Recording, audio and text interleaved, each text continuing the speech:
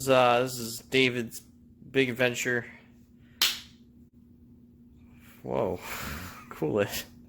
Okay, everybody, so if you're trapped inside now during the quarantine, one thing that can be really hard is to keep up a normal fitness regimen. So I'm going to go through a routine that I've put together that you can do with minimal equipment. I'll show you some of the stuff we're working with. First of all, I have a bin. It's just full of as many books as I can comfortably curl like that. It's got really tiny handles. That's a bit of a pain. If you've got a cardboard box, any sort of container you can just load up with junk, that's going to be one of our major implements. I have a couple of just normal 2-liter, 750 milliliter bottles that I've filled up with water. Having one with a long handle is good, but you don't necessarily need one. I'll show you some stuff with both.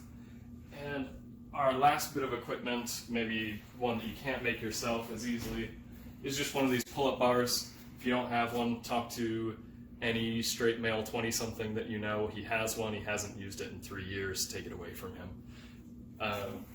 Alright, so let's go through our day one routine. This is basically going to be our push day. In a normal bodybuilding split, we're going to separate things between a push day, right? We're using chest, triceps to move weight away from you. Our second day is going to be a pull day, things like back and bicep pulling weights towards you. And then our day 3 is going to be legs and a few accessories like forearms, abs, extra shoulder exercises. So day 1, we're going to start out with wide push-ups. We're going to superset these with a wide push-up hold. If you want to get like a low angle or something.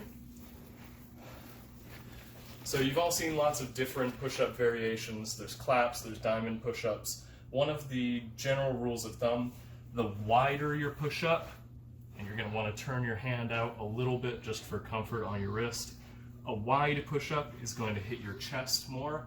The closer your hands are together, like in a diamond push-up, the more it's going to hit your triceps. So we're going to start out with the bigger muscles first, because those take longer to fatigue. We want to get some use in on those first, so they wear out about the same time as smaller muscles like the triceps. So we're going to start out with just 12 reps. And when you finish your 12 reps, we're just going to go down and hold for about 30 seconds. When that's done, we go back for our second set of 12. We continue for 4 sets of 12 wide push-ups. We're going to continue with chest exercises. This is what's called a pullover. I'm going to use the book box for it. Anything relatively heavy that you can comfortably lift above yourself and not worry about dropping it on your face is going to be best. I'm going to carefully get a hold on this box to where I can hold it above me and not worry that it's going to fall on me. I'm going to lower this down above my head.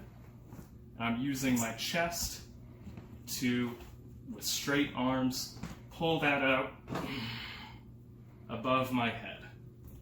We're going to just repeat that for 4 sets of 12. Make sure you have a weight that you can really control. The last thing you want to do is just pour out the contents of that box all over your face.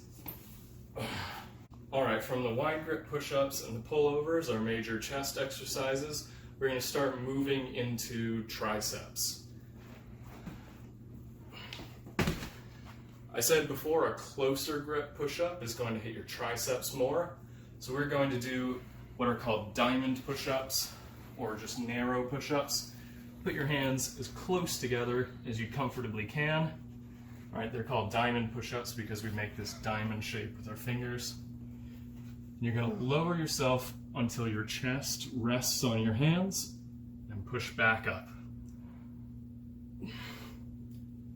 We're going to do that for 4 sets of 12. And next we're going to do another push-up variation. This one's called a dive bomber. The technique is a little bit more difficult, but done right, this is a really great exercise for shoulder health. So we're going to start with your hands shoulder width apart, feet shoulder width apart, and your butt up in the air. You're going to lower your head towards the ground, and then your chest, then your hips, and then go straight back up to the starting position. One way to think about it is as though you're going underneath a bar, one part of your body at a time. So at full speed, it should look like this. This is a slow and controlled exercise. It'll really hit all the different parts of your shoulder.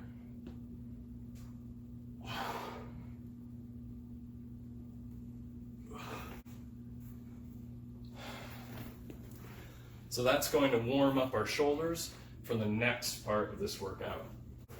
All right, next we're going to take a moderate weight, something like your quarantine supplies of baked beans, and we're going to do lateral raises, 12 reps, straight out to your side, just a slight bend in your arm.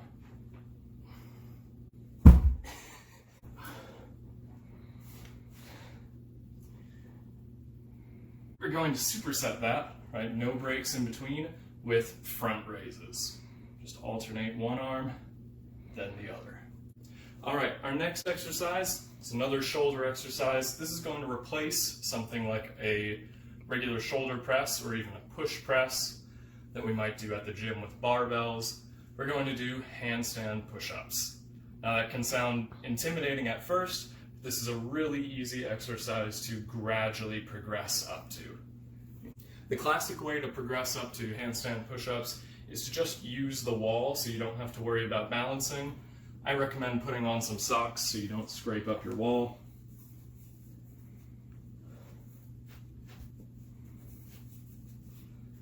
So we're just going to put our hands close to the wall and kick up into a handstand. You just slowly go down and back up.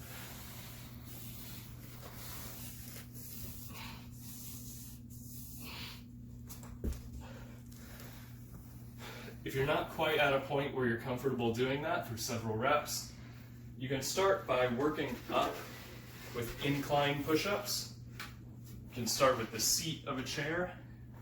Just put your feet up.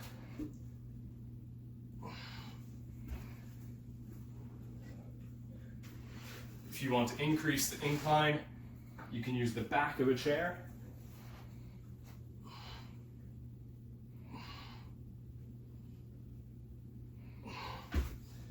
And work your way up to a handstand. The greater the incline, the more you're using your shoulders instead of your chest. Pushing down is using the strongest muscle here, your pec major. As you start to go up, you're engaging your pec minor and then your shoulders, right? Progressively smaller muscles. So the greater this incline, the more difficult the exercises get. We're going to continue our shoulder workout using the box again to do an upright row. So our goal here is to take the box from where our arms are straight up to the top of your chest. A few things to keep in mind form-wise.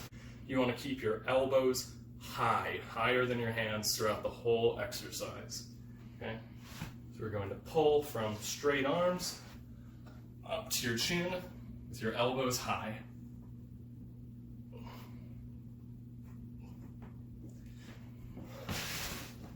This is going to work both your lateral delts and your anterior delts. And what that means is the side of the shoulder and the front of the shoulder. If you want to add an extra exercise in here for the posterior deltoid, the smallest part of the shoulder in the back, that can be a good idea for maintaining shoulder health. I'll show you one thing that you can do. If you have something like a stool that you can lay flat across and take the weights that you used for your lateral raises and your front raises, what we'll do is just lay your chest on the stool or chair, or whatever you use. Take your weight with your arms straight and just lift your arms towards your back.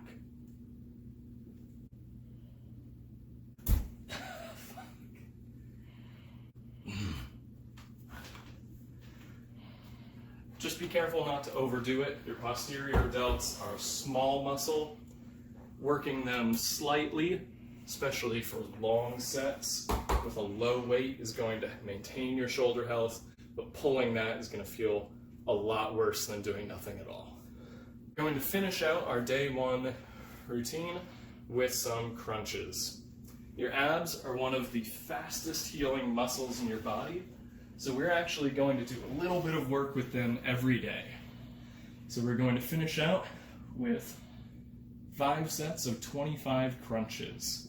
What that is, we're just going to put your body in a comfortable position and raise your shoulders off the ground.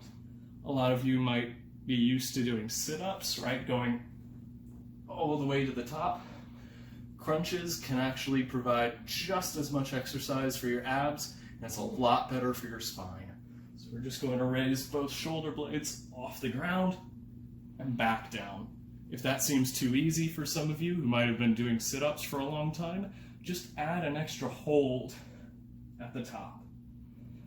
That goes for any of these exercises, just holding